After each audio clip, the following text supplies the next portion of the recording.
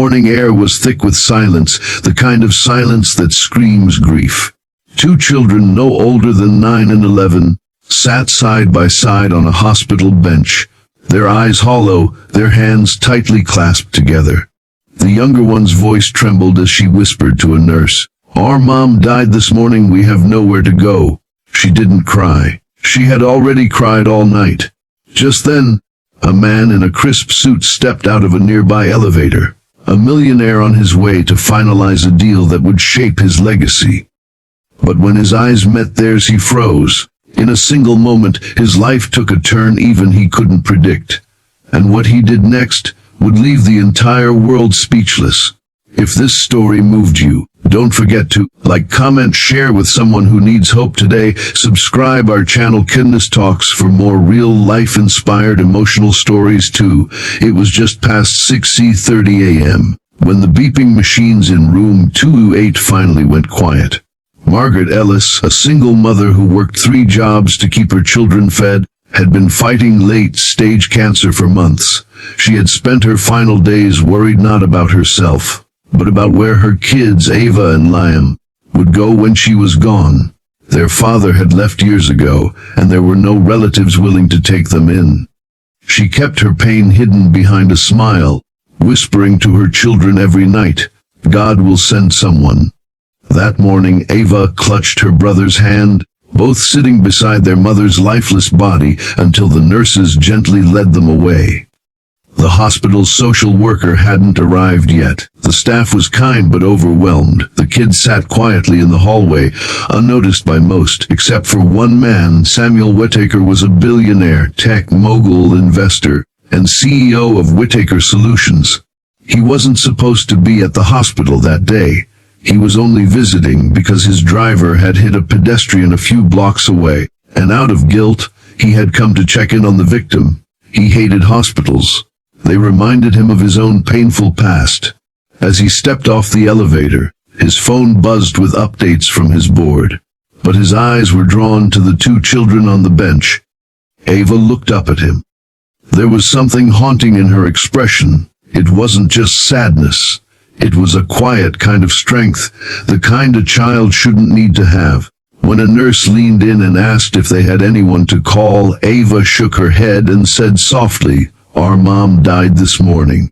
We have nowhere to go." Samuel stopped in his tracks. For a reason he couldn't explain, that one sentence cracked something inside him. Memories of his own childhood came rushing back. Of sleeping under bridges, of a mother who had OD'd in front of him, of cold winters and foster homes that treated him like nothing. He had clawed his way out of that darkness. He had promised himself he'd never go back. But now, looking at Ava and Liam, he saw himself. He walked over slowly and knelt down. He said gently, "I'm Sam. Can I sit with you?" The children hesitated, but Liam nodded. Sam didn't know what he was doing. This wasn't him. He was a man of logic, of spreadsheets and numbers. But something about these kids made him throw all that away.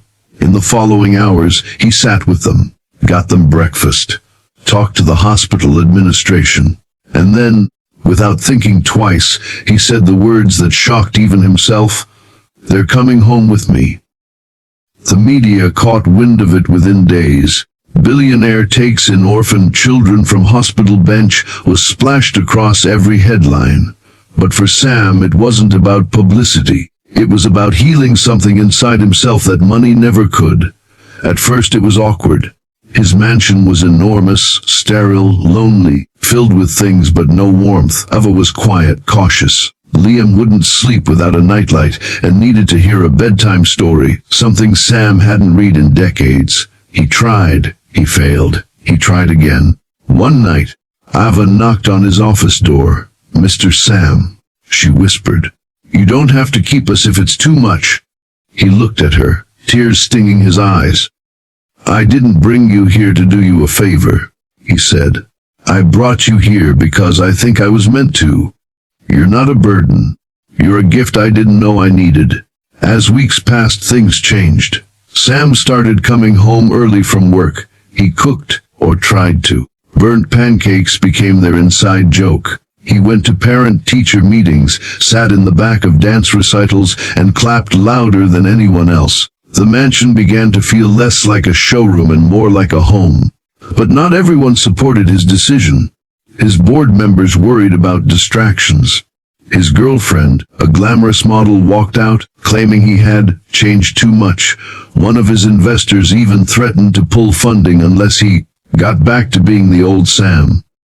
But Sam didn't flinch. He had already been that man. He didn't want to be him anymore. Then, just as things were settling, tragedy struck again. Ava collapsed at school. She was diagnosed with an autoimmune disorder. Treatable, but expensive and emotionally draining. Sam stayed with her every night, reading her books, whispering that she wasn't alone. One night, as she lay in bed hooked to machines, she looked up at him and said, "You know, I think my mom asked God to send you." The Sam smiled through tears. Maybe she did. A year later, everything had changed. Ava recovered and grew stronger. Liam started calling Sam Dad without even realizing it. Sam adopted them legally, changing their last names to Whitaker. And Sam, he became more than a businessman. He started a foundation in their mother's name, the Margaret Ellis Trust, offering safe housing and education for orphaned children across the country. At the ribbon-cutting ceremony, Ava stood beside him, now 12, holding his hand tightly. A reporter asked her, "What would you say to other kids who feel alone?" She looked into the camera and said, "Sometimes, when life takes everything from you, it's only because it's about to give you something even greater." The audience fell silent. Even Sam had to turn away to hide his tears. This wasn't a story about wealth.